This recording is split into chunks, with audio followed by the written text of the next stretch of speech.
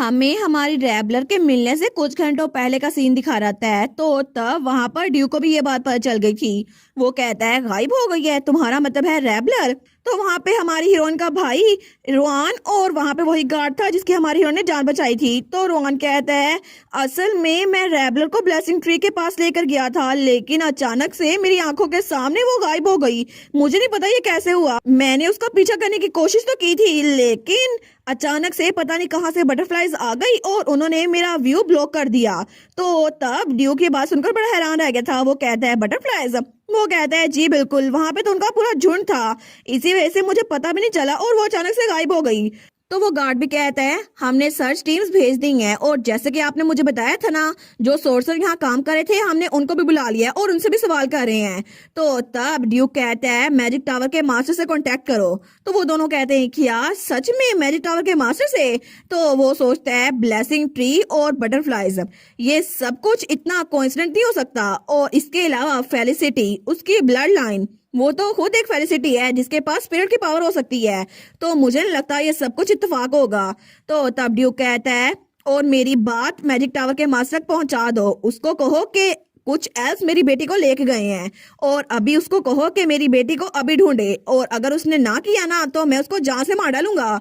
लेकिन तभी दूसरी तरफ हमें फिर से वही सीन दिखा रहता है जब मैजिक टावर के मास्टर ने हमारी हीरोइन को बचा लिया था। वो कहता है मैं तो प्रिंसेस को बचाने के लिए आया था जिनको बटरफ्लाईज ने किडनैप कर लिया था, और मैं हूँ Phil Layton, magic of the master tower, और वैसे भी अब मैंने आपकी जान बचा ली है तो फिर मैं आपका गेस्ट बनूंगा। तो हमारी कहती है क्या मतलब? मैं तो प्रिंसेस नहीं हूँ, मैं तो ड्यूक की बेटी हूँ। वो कहता है असल में मेरा यही कहने का मतलब था, लेकिन आप उनकी बेटी है ना, इसी वजह से मैं आपको प्रिंसेस कह रहा हूँ। लेकिन तभी ड्यूक वो नीचे खड़ा था। वो कहता है फिल लेटन, अगर तुम मेरी बेटी को अभी लेकर वापस ना आए ना तो मैं तुम्हारा सर धड़ से अलग कर दूंगा। लेकिन तब वो तो डर गया था। वो कहता है ठीक है, अभी मैंने आपकी बेटी की जान बचा ली है ना, तो मुझे लगता है मैं गेस्ट नहीं बन सकता। ठीक है, तो मैं आपको नीचे ले चलता हूँ। हमारी कहती है ड्यूक, लेकिन तभी वो हमारे रैबलर को नीचे उतार देता है। तो ड्यूक कहता है रैबलर? वो कहती है फादर, लेकिन तभी ड्यूक आगे बढ़ता है और रैबलर को गले लगा लेता है। तो ड्यूक कहता है तुम्हें पता भी है मैं सच में डर गया था, मुझे लगा था तुम्हें कुछ हो जाएगा, लेकिन मैं थोड़ी देर तुमसे नजर हटाऊं तुम गुम हो जाती हो। वो कहती है आई एम सॉरी अचानक से गुम होने के लिए, लेकिन ये सब कुछ मैंने जानबूझ के नहीं किया। तो ड्यूक कहता है ऑल राइट, मैं जानता हूँ ये तुम्हारी गलती नहीं थी, लेकिन क्या तुम्हें चोट लगी है? वो कहती है नहीं बिल्कुल भी नहीं। लेकिन तभी दूर से कोई भागता हुआ उनकी तरफ आ रहा था। वो कहती है ब्रदर। तो वहां पे रोआन था। वो कहता है रैबलर क्या तुम ठीक तो हो ना?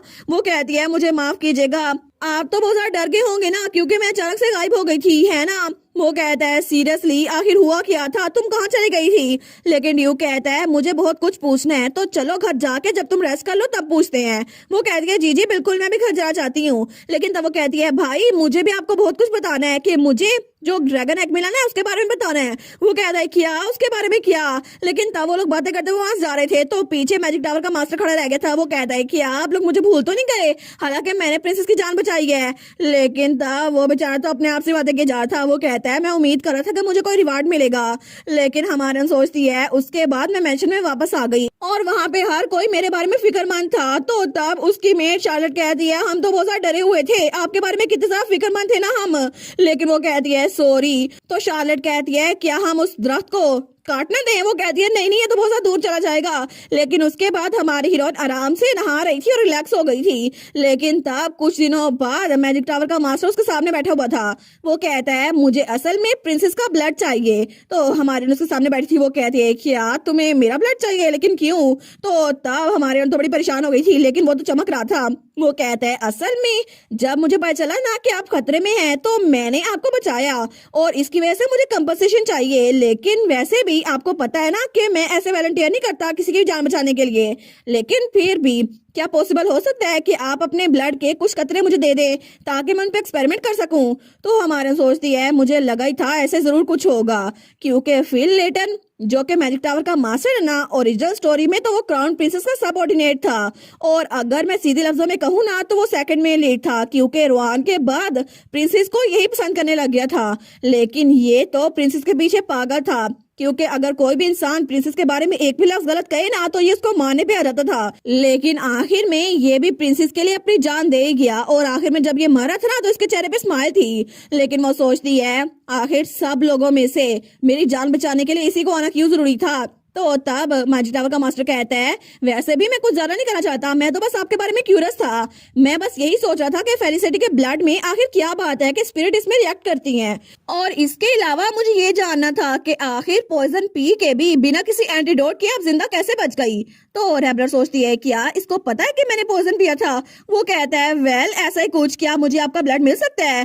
तो मुझे कुछ ज्यादा नहीं चाहिए, बस कुछ ड्रॉप्स भी ठीक रहेंगे। लेकिन तभी ड्यूक आता है, उसकी गर्दन पे तलवार रखता है। वो कहता है, आखिर तुम मेरी बेटी से क्या बकवास किए जा रहे हो? लेकिन तब हमारन कहती है, ड्यूक आप कहाँ से आ गए? तो ड्यूक तो बड़ा खतरनाक लग रहा था। वो कहता है, तुम्हारी इतनी हिम्मत के मेरी बेटी से कहो कि वो तुम्हें अपने ब्लड के कुछ ड्रॉप्स दे दे, आखिर तुम मरना चाहते हो क्या? लेकिन वो कहता है, क्या आप तलवार नीचे रख के बात कर सकते हैं मुझसे? लेकिन ड्यूक कहता है, तुम्हें क्या लगता है अगर तलवार नीचे रख दी तो मैं तुम्हें कुछ भी नहीं कहूंगा, तुम जिंदा बच जाओगे? तो वो कहता है, प्लीज मेरी हेल्प करे ना प्रिंसेस।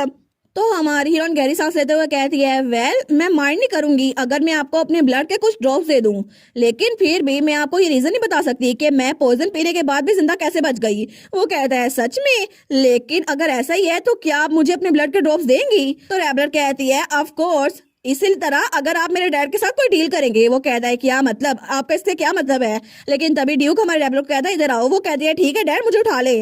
वो कहती है, मेरा यही मतलब है मैजिक टावर के मास्टर, क्योंकि आपको मेरे डैड ने बुलाया था, मैंने नहीं। क्योंकि अगर आपको कुछ मांगना है ना तो मेरे डैड से मांगे, और इसीलिए मुझसे ब्लड के ड्रॉप्स ना मांगे, मेरे डैड से बात करें। तो ड्यूक तो उसका बड़ा घूर के देख रहा था, लेकिन मैजिक टावर का मास्टर तो बड़ा डर गया था। वो कहता है, अगर ऐसी बात है तो मुझे सही से बता दे, मुझे लगा था आप मुझे थैंक यू बोलेंगी, लेकिन कम से कम कुछ तो मेरी हेल्प करे ना। और वो तो पीछे चिल्लाता रह गया था। लेकिन तब ड्यूक हमारे रेबलर को लेकर बाहर आ गया था।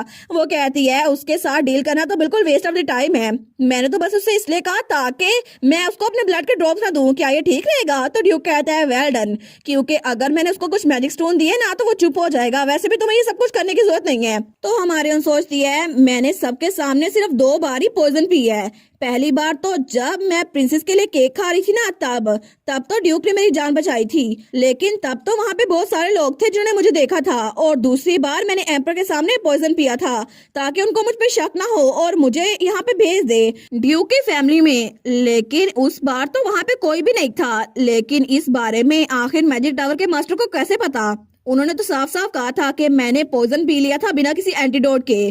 तो क्या इसका मतलब है कि वो शुरू से मुझ पे नजर रख रहा था? लेकिन अगर ऐसा भी हुआ तो क्या पता वो एम्पर के साथ मिला हो सकता है, इसी वजह से मैं उससे दूर रहूं तो जरा अच्छा है। लेकिन तब वो कहती है, फादर आखिर आप मुझे कहाँ पे लेके जा रहे हैं? हम तो तब से इस तरफ आते जा रहे हैं। तो ड्यूक कहता है, वेल तुम्हें मैंने बताया था ना कि मैंने तुम्हारे लिए गिफ्ट प्रिपेयर किया था, तो आज तुम्हारा गिफ्ट आने वाला है। वो कहती है, अच्छा सच में? तो वो उसको नीचे उतार देता है।